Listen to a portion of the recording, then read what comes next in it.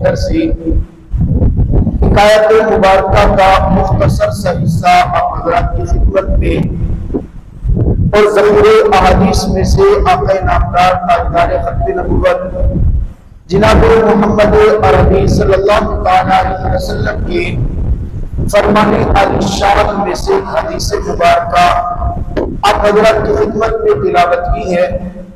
دعا ہے رب الجلال سے کہ میرا پاک رب مجھے اس مختصر سے وقت کے اندر آیت مبارکہ اور حدیث مبارکہ کا صحیح مفہوم آپ حضرات کی خدمت میں بیان کرنے کی توفیق عطا فرمائے، اور اس کے بعد میرا اللہ مجھے بھی آپ کو بھی اور جہاں تک یہ ہماری آواز جائے تمام کے تمام سننے والوں کو میرا رب عمل کرنے کی توفیق اور سعادت عطا فرمائے۔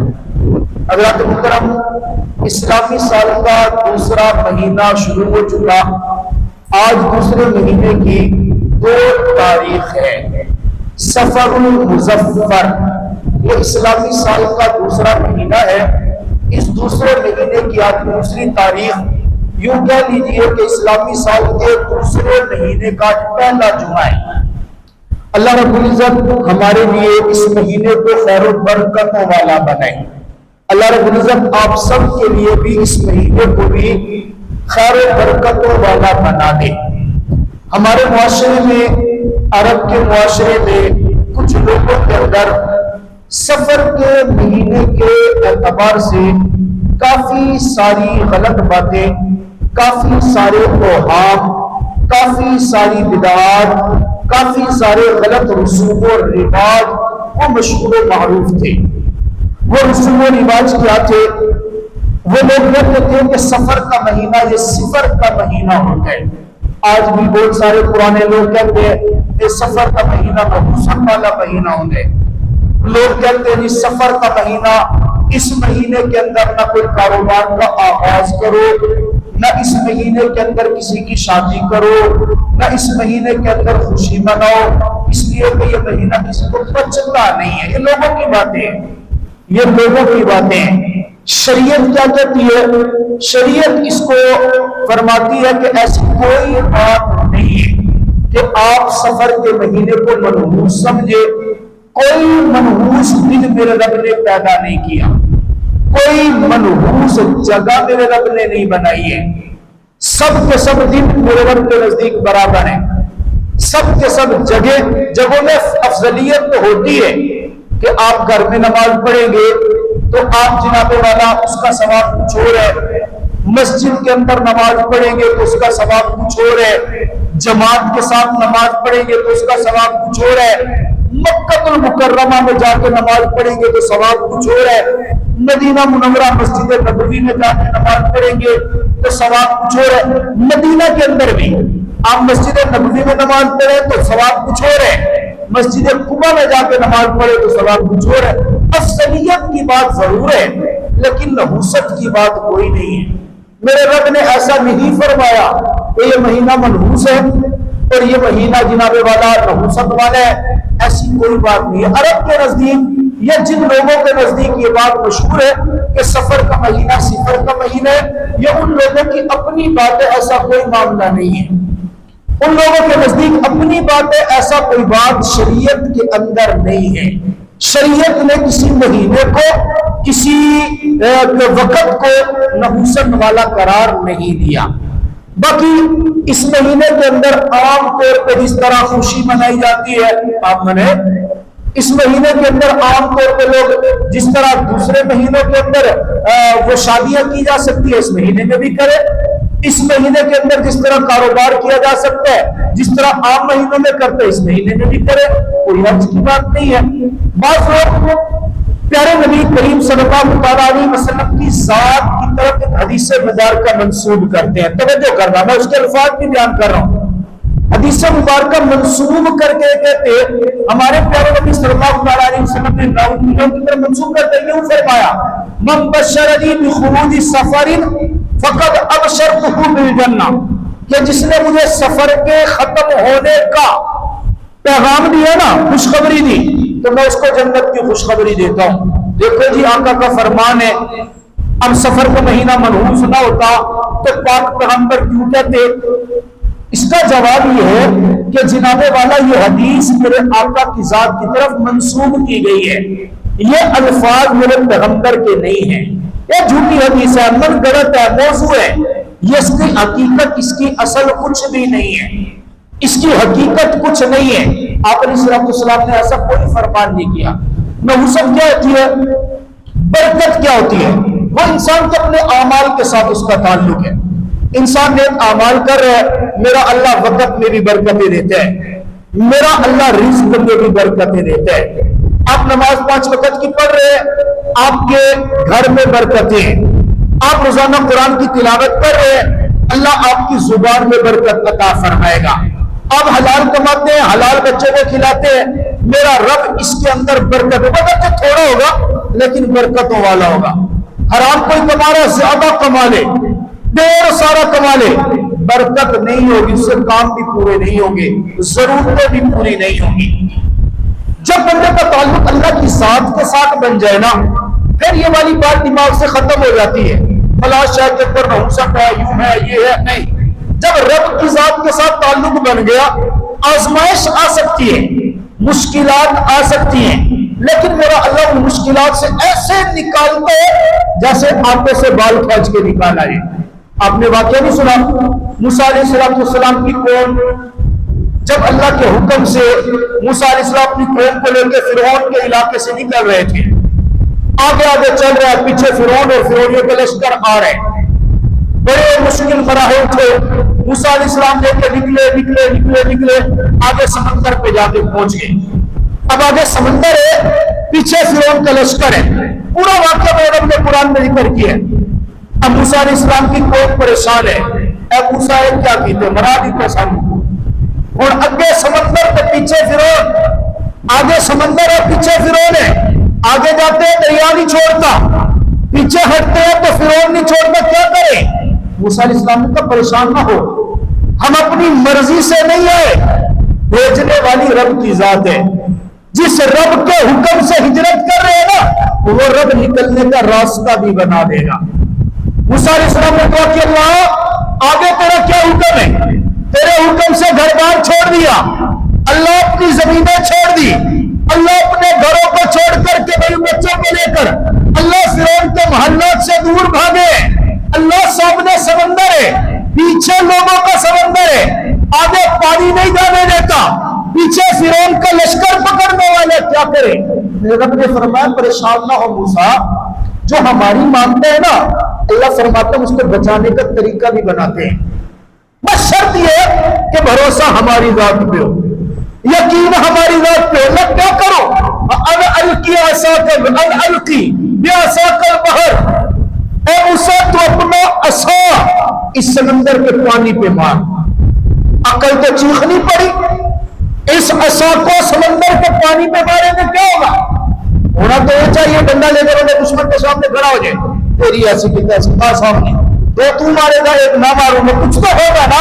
لیکن رب فرماتا چھوڑ دے عقل کو، موسیٰ جب میرے حکم سے تو نکل کے آیا نا، اب میرے حکم سے سمندر پہ پانی پہ اپنا عصا لگانا تیرا کام ہے، اور سمندر سے 12 خشک راستے نکال دینا مجھے رب ذوالجلال کا کام ہے۔ اللہ نے نکالے، یقین رب کی ذات پہ تھا نا، یقین رب کے حکم پہ تھا نا، سمندر کے پانی میں عصا لگایا، میرے رب نے 12 راستے بنا دیے۔ اے موسیٰ اپنی قوم کو لے کے چلا جا، عقل سوچ بھی نہیں سکتی، خشکی کے راستے ہیں، ایک سڑک بن گئی، ادھر بھی پانی درمیان سے جا رہے ہیں، دریا کراس کر لیا، کراس کر کے دوسری جانب کھڑے، فرعون آ گیا، اپنے لشکر کو لے کے آ گیا، آگے کھڑا دیکھتا ہے سمندر کے اندر راستے بنے ہوئے ہیں، راستہ وہی ہے، جگہ وہی ہے، سمندر وہی ہے، وقت بھی وہی ہے، ابھی موسیٰ گزرا رب کے حکم سے تو کامیاب ہو گیا، اور وہ گزر رہا اپنی عقل کے بلبوتے پہ، درمیان میں آیا، سمندر کے درمیان میں میرے رب نے سمندر کو حکم دیا، پانی ملا اور اسی سمندر میں غرق ہو گیا۔ معلوم ہوا کامیاب وہ ہے جس کا رب کی ذات پہ یقین ہوتے ہیں، اور جس کا رب کی ذات پہ یقین نہیں ہے نا، میرا رب اس کو بیچ سمندر میں لا کے غرق کر دیتا ہے۔ اس لیے تعلق رب کی ذات پہ ہو، رب کے حکم پہ یقین ہو. یہ باتیں سفر منحوس ہے، سفر میں نجاست ہوگی، سفر میں نحوست ہوگی، سفر میں کاروبار کریں گے تو یوں نہیں ہوگا، بس کوئی بات ابراہیم علیہ السلام کے بارے میں نہیں ہے. حضرت ابراہیم علیہ السلام نے قوم کو دعوت دی. اللہ رب العزت نے کیا فرمایا؟ قوم کو دعوت دی، سارا کچھ کیا رب کے اوپر، لمبا چوڑا باقی ہے. ایک وقت وہ بھی آیا جب قوم کے سارے لوگ مخالف ہو گئے، سارے لوگ مخالف ہو گئے، اور مخالف ہو کے کیا کیا؟ اٹھا کے آگ کے اندر ڈال دی. ہے نہیں واقعہ؟ آسمان کا فرشتہ ہے بارش برسانے والا، اے ابراہیم مجھے حکم دے میں پر ماروں، یہ آگ ساری بجھ جائے گی. نہ خدا آیا اس نے بھیجا، نہ آیا تو خود ہو، نہ تیری ضرورت ہی نہیں ہے. اے ابراہیم تو اجازت دے بارش برساؤ ساری آگ بجھ جائے، نہ خدا آیا اس نے بھیجا، نہ آیا تو خود ہو، نہ تیری بھی ضرورت نہیں ہے. اللہ میں تیری رضا کے لیے تیرے حکم سے آگ میں چھلانگ لگا رہا ہوں، تیری رضا کے لیے چھلانگ لگا رہا ہوں. اللہ میرا یقین تیری ذات کے اوپر ہے. اللہ نے فرمایا اچھا جب یقین میری ذات پہ ہے نا، اللہ یا نار کونی بردا و سلاما علی ابراہیم، اے آگ پھر میرے درمیان اور میرے ابراہیم کے درمیان میرے حکم کے علاوہ کوئی اور چیز حائل نہیں ہوگی. اے آگ تجھے میرے جلال کی قسم، اگر میرے ابراہیم کا ایک بال بھی جل گیا نا، قیامت کی صبح تک اسے جلانے کی طاقت چھین لوں گا. آگ ٹھنڈی نہیں ہو گئی تھی، ابراہیم علیہ السلام پہ آگ ٹھنڈی ہوئی.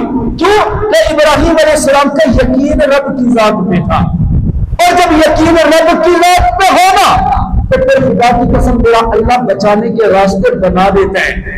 اور جب یقین رب کی ذات پہ نہ ہو تو میرا اللہ تباہ و برباد بھی پھر یوں کرتا ہے. تخت پہ بیٹھے خود کو کہتا ہے میں ربکم الاعلی. اللہ نے ایک چھوٹا سا مچھر بھیجا، ایک چھوٹا سا مچھر ناک کے ذریعے سے دماغ پہ جا کے بیٹھ گیا، قانون بنا دیا جو بھی میرے دربار میں آئے گا جوتا بھی میرا ہوگا، تخت بھی میرا ہوگا، محل بھی میرا ہوگا. اٹھا کے جوتے میرے سر پہ مارے گا، کیونکہ اس کے دماغ کے اوپر مچھر ڈنگ مارتا تھا، اسے درد ہوتا تھا. اللہ نے اسی کا جوتا اسی کے محل کے اندر لگوایا، اور ایسا لگوایا کہ دنیا کو دکھایا کہ جس کا میری ذات میں یقین نہیں ہے میں اس کو جوتے لگواتا ہوں، اور جس کا میری ذات میں یقین ہو جائے پھر کیا ہے. موقع وہ بھی دیکھا دنیا نے کہ جب فرعون بچوں کو ذبح کروا رہا تھا، پورے علاقے کے اندر جہاں پتہ چلتا بچہ پیدا ہو رہا ہے جا کے ذبح کر دو. موسیٰ علیہ السلام اسی دور کے اندر پیدا ہوئے. اللہ نے موسیٰ علیہ السلام کی ماں کے دل میں ڈالا. موسیٰ علیہ السلام کی اوحینا الی امہ، ہم نے اس کی ماں کے دل کے اندر یہ بات ڈالی کیا کرو اس بچے کو صندوق کے اندر ڈال، صندوق کے اندر ڈال کے سمندر کے سپرد کر دے. عقل چیخ رہی ہے، صندوق میں ڈالیں گے، بچے کو بند کریں گے، کوئی سوراخ نہیں ہے، ہوا اندر نہیں جا سکتی، آکسیجن نہیں پہنچے گی، بچہ سانس کیسے لے گا؟ آپ اس بند کمرے میں بیٹھ گئے اس گرمی کے عالم میں، پنکھے بند کر دو، ونڈو ساری بند کر دو، دروازے بند کر دو، 5 منٹ کے بعد آپ ادھر بھاگیں گے. کیوں؟ اتنا حبس، اندر آکسیجن نہیں ہے. اب عقل کہتی ہے اس میں سوراخ کر دو، بچے نے سانس لینا ہے، چلو صندوق میں سوراخ کر دو. لیکن اگر صندوق میں سوراخ کرے، پانی کے اندر ڈالے، پانی سارا اندر چلا جائے گا، اب صندوق ڈوب جائے گا. اللہ کروں تو کروں کیا کروں؟ اب تو اپنی دماغ پہ نہ چل، مجھے رب کا حکم ماننا تیرا کام ہے. تیرے بچے کو تیرے دشمن کے گھر کے اندر پال کے دکھائی دینا مجھے رب ذوالجلال کا کام ہے. بند کر دیا، صندوق میں سوراخ بھی کوئی نہیں ہے، ہوا بھی کوئی نہیں جا رہی، سمندر کا سپرد کر دیا. اب وہی صندوق گھومتا ہوا تیرتا ہوا پہنچا فرعون کے محل کے اندر. آج کل تو دیکھنا اس کو آسان ہے، آج کل تو یوٹیوب پہ آپ سرچ مارے کس جگہ پہ فرعون کو صندوق ملا تھا وہ جگہ بھی محفوظ ہے. وہ سمندر کیسے اس کے محل کے اندر سے گزرتا تھا وہ محل کا پورا نقشہ موجود ہے، یوٹیوب پہ ویڈیوز موجود ہیں. اور فرعون نے دیکھا، بیوی نے دیکھا، دل دے بیٹھی، اور فوراً کہا ہم اس کو اپنا بیٹا بنا لیتے ہیں. وہی فرعون جو سینکڑوں بچوں کو قتل کروا رہے، اللہ اسی کے گھر کے اندر اپنے موسیٰ کو پال کے دکھا دیتے ہیں. اور بتاتا ہے دنیا والوں کو جن کا یقین مجھ پہ ہونا میں رب پھر ان کی ایسے پرورش کیا کرتا ہوں، اور جو مجھ پہ یقین نہیں رکھتے وہ دوسری چیزوں پہ یقین رکھے، پھر دماغ کے اندر مختلف قسم کے وساوس پیدا ہو جاتے ہیں، پھر دماغ کے اندر مختلف قسم کی باتیں پیدا ہو جاتی ہے، پھر دماغ کے اندر مختلف قسم کے وہم پیدا ہو جاتے ہیں، پھر عقیدہ کمزور ہوتا چلا جاتے ہیں، اور کمزور ہوتے ہوتے پھر کیا ہوتا ہے، کوئی نقصان ہو گیا، پھر ہم کہتے ہیں اوہو بڑے برے دن چل رہے ہیں یار، کیا ہو گیا پتہ نہیں یار، اوکھے دہاڑے لگتے پہ ہیں، اے نقصان تھی گیا ہے، اے نقصان، بھئی دہاڑے اوکھے نہیں ہوتے، اپنے اعمال اوکھے ہوتے ہیں۔ ایک بندہ ہے نا حضرت مولانا علامہ اشرف علی خانوی رحمۃ اللہ علیہ، بڑے حکیم الامت ہے، بزرگ گزرے، آگے مجھے حضرت دن بڑے برے چل رہے ہیں، کیا ہوا؟ کاروبار کیا تھا، کاروبار میں نقصان، بیٹے کی شادی کی تھی وہ صحیح نہیں چل پا رہی ہے، میں فلاں جگہ سفر پہ گیا تھا وہ پریشانی، بڑی سختی آئی ہوئی ہے میرے اوپر۔ حضرت نے پوچھا یہ بتا نماز پابندی سے پڑھ رہے؟ کہا نہیں جی نماز تو چک جاتی ہے۔ کہا اچھا روزانہ قرآن کی تلاوت کرتے؟ کہا نہیں حضرت یہ بھی آدمی ہے میں نے قرآن کھولا کب تھا۔ کہا اچھا استغفار تو کثرت سے کرتا ہوگا نا؟ کہا نا جی یہ بھی آدمی ہے کب میں نے استغفر اللہ استغفر اللہ استغفر اللہ پڑھا۔ کہا نماز تو نہیں پڑھتے، قرآن کی تلاوت تو نہیں کرتے، استغفار تو نہیں کرتے، تیرے اوپر سختی نہ ہے تو کیا ہو یار؟ جب تو نے اللہ کے ساتھ اپنا کنیکشن ہی کوئی نہیں رکھا، کوئی تعلق ہی نہیں جوڑا، کوئی تعلق برقرار ہی نہیں رکھا، اس رب کے راستے پہ تو چلا ہی نہیں ہے، تو پھر تو کیسے کہہ رہے کہ میرے ساتھ دل کی نرمی چلے؟ یہ نحوست دنوں کی سختی کی نہیں، یہ نحوست اس بات کی ہے کہ تمہیں اللہ کے ساتھ تعلق ہی نہیں جوڑا۔ ہم میں سے ہر شخص کیا دیتے ہیں، کوئی تھوڑی سی پریشانی آ جائے نا گھر میں، ادھر بیگم کو بخار ہو گیا، ساتھ بچے کو بخار ہو گیا، فوراً کیا بڑے اوکھے دہاڑے چل دے پہ، کیوں؟ ورنہ پتر ہی بیمار پیے، گھر والی بھی بخار چیے کھڑے، کہ کاروبار بھی کوئی نہیں، بڑے اوکھے دہاڑے۔ بھائی دہاڑے اوکھے نہیں ہے، مسئلہ یہ ہے کہ تم رب کے دروازے پہ آنا چھوڑ دیے۔ کبھی تو نے ایسا کیا، ہم لوگ صدقہ بھی دیتے ہیں کہ رب جب مصیبتیں آ کے چلی جاتی ہیں، حالانکہ حدیث مبارکہ میں کیا الصدقہ ترد البلاء، صحت کے زمانے میں صدقہ دو تاکہ وہ صدقہ آپ کے پاس بیماری آنے ہی نہ دے۔ ہمارے ہاں کیا ہوتا ہے، پریشانی آ گئی، بازو ٹوٹ گیا، پلستر چڑھ گیا، بندہ ٹھیک ہونے کے قریب ہوا، اور رشتہ داروں کو سڑا کے بھیج لے اسے، کیوں بھائی وہ ہڈی ٹوٹ گئی تھی الحمدللہ اب ٹھیک ہو گئی اب صدقہ دیتے ہیں۔ بھائی پریشانی آنے کے بعد صدقہ نہیں دینا، پریشانی آنے سے پہلے صدقہ دینا ہے۔ کھیت میں آگ لگ گئی، آگ لگنے کے بعد جناب والا وہ بجھ گئی، پھر آ کے جناب والا 2 کلو گوشت کا پکڑا دیا، کیا بڑی مصیبت آ گئی ہے تو ہن سے بھائی مصیبت آنے سے پہلے صدقہ دینے۔ آپ کوئی بھی کام کر رہے ہیں اس سے پہلے صدقہ دے، وہ صدقہ دینا وہ ضروری ہوتا ہے۔ ہاں پھر میرے رب کے ہر کام میں حکمت ہے، سچ یہ وہ حکمت تلاش کرنے کی بات ہوتی ہے۔ ایک بندے نے گھر بنایا، بڑی عالیشان کوٹھی بنائی، توجہ سے سننا، جب ذات پہ رب کی یقین ہوتا ہے نا، پھر میرا اللہ اس یقین پہ دلوں کو سکون کیسے دیتے ہیں۔ بڑی اعلیٰ کوٹھی بنائی، کوٹھی بنا کے سارے انتظامات مکمل کر لیے، اپنے گھر والوں کو کہا کل صبح جائیں گے اور مکان کے اندر شفٹ ہو جائیں گے۔ اب وہ رات کو پرانے مکان میں، صبح مکان میں شفٹ ہونے، اتفاق ہی اللہ کا کرنا ایسا ہوا، اسی رات وہ جو اس نے کوٹھی بنائی تھی اس کی چھت دھڑام سے نیچے زمین پر گری، لاکھوں روپے کروڑوں روپے خرچہ ہوا، وہ ساری چھت نیچے آ کے پڑی۔ یہ جب صبح اٹھا لوگوں نے اسے آ کے بتایا کہ تم نے کوٹھی بنائی تھی نا جس میں تمہیں شفٹ ہونا تھا وہ تو تباہ ہو گئی ہے، چھت بھی گر گئی۔ اس نے کہا اچھا، اٹھا بڑا خوش ہو رہے، لوگوں مبارک ہو، مٹھائی لے کے آیا، تقسیم کی، اللہ کے نام پہ صدقے دے رہے۔ لوگ کہہ رہے تیرا دماغ خراب ہو گیا، کروڑوں روپے کی تیری کوٹھی گر گئی ہے، نقصان تیرا ہو گیا ہے، تو نقصان پہ خوش ہو رہے، نقصان پہ پریشان ہونے کی وجہ۔ اس نے کہا بھائی تمہیں کیا پتہ ہے، یہ نقصان صرف کوٹھی کا ہوا ہے، میں خوش اس لیے ہو رہا ہوں اس رب نے میرے اوپر کرم کیے۔ اگر میں رات کو اس میں شفٹ ہو جاتا، میرے سارے بیوی بچے اس میں ہوتے، میرا پورا خاندان اس میں ہوتا، چھت پھر گرتی، پھر گرنے کے بعد ہم میں سے کون اتنا بچتا؟ میں خوش اس میں مال کا نقصان ہے نا، ہو گیا، اللہ تیرا شکر ہے تم نے مجھے اور میرے گھر والوں کو بچا دیے۔ یہ یقین ہوتا ہے رب کی ذات میں، جب یقین ہو تو پھر اللہ کے ہر کام کے اندر انسان کو سکون ملتا ہے، اور یہی سکون تلاش کرنے کے لیے انسان کو چاہیے اس رب کے ساتھ کنیکشن بحال رکھے۔ اور وہ کنیکشن کیا 5 وقت کی نماز ضرور پابندی کے ساتھ پڑھیں، اور روزانہ قرآن پاک کی تلاوت چاہے ایک لائن کرو، کرنی ضرور چاہیے، اور روزانہ ایک مرتبہ تسبیح پکڑ کے چاہے 10 دفعہ کہو استغفر اللہ استغفر اللہ استغفر اللہ ضرور کہو۔ یہ کنیکشن زندگی کے اندر ہر کام کے اندر سہولت پیدا کرے گا۔